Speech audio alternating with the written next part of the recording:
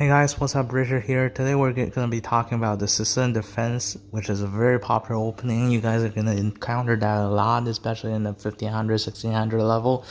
And then, so without further ado, let's get into it. And today we're going to talk about two main lines of Sicilian defense. The first line being the Night Dwarf, the second line being the Dragon Sicilian.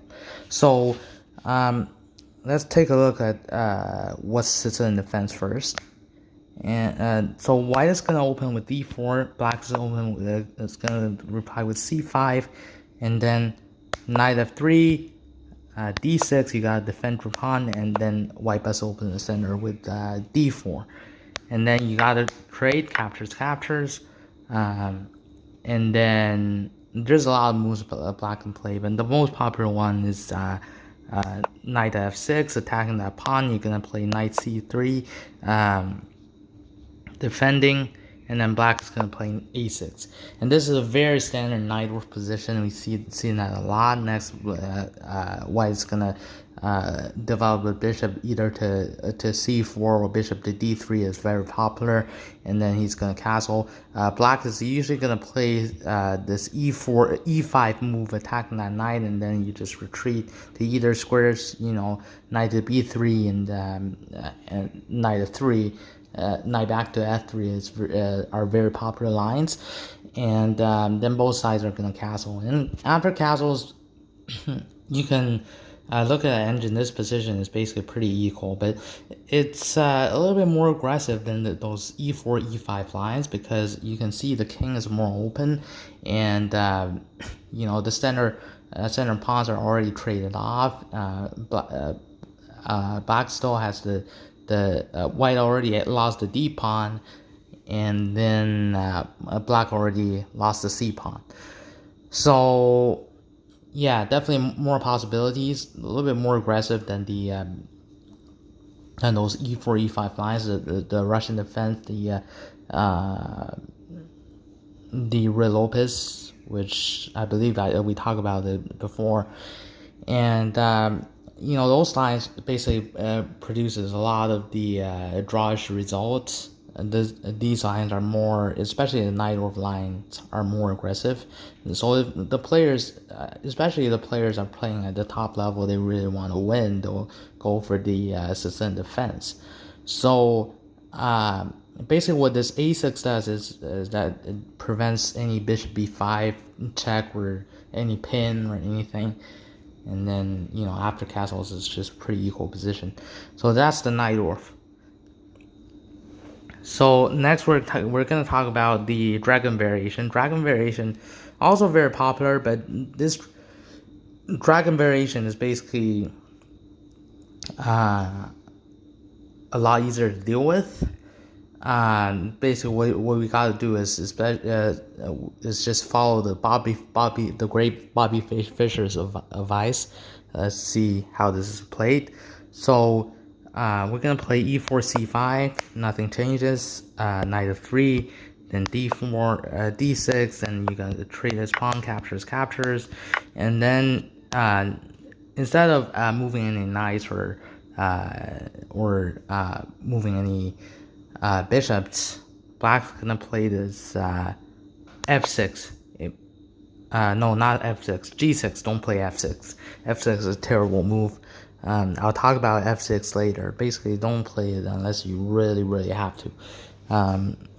So the purpose of g6 is obviously play bishop g7, and black wants to attack the bishop in there, so it opens the diagonal to bishop. Eyeing this rook on the e1.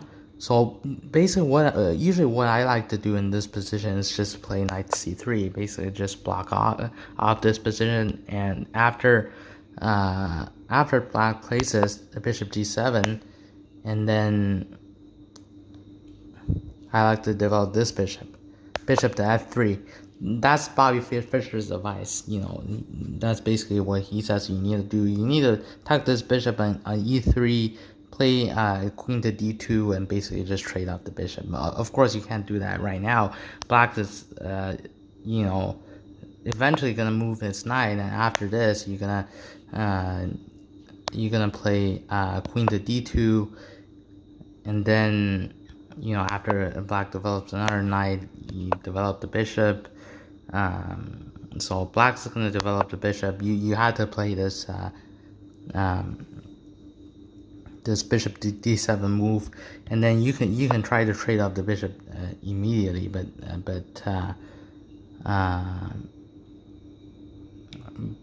I don't really recommend this, because after captures, you run into a lot of trouble. You have this after captures, knight will capture knight. So don't try to trade out bishops immediately.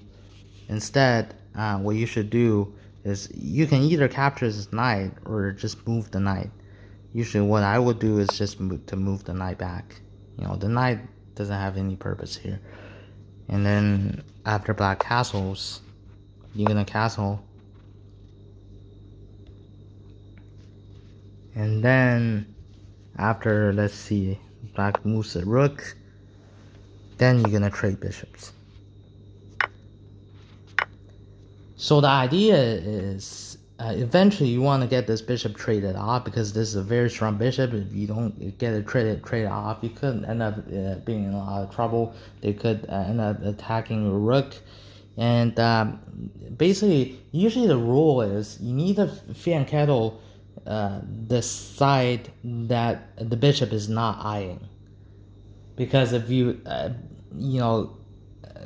castle the diagonal that the fianchetto bishop is eyeing, it could be more dangerous. The bishop could be working together with the queen, and then you're probably gonna get checkmated, or if the position busts open, if black manages to bust open the position, it's gonna be very dangerous. So yeah, these are the two most popular lines. The first line is the knight or defense. The second line is the accelerated dragon. So yeah, that's it for today's video. If you guys really like my video, please subscribe to my channel. Give a like to my video, and hit the notification button. So that's it for today's video. I'll see you in the next one.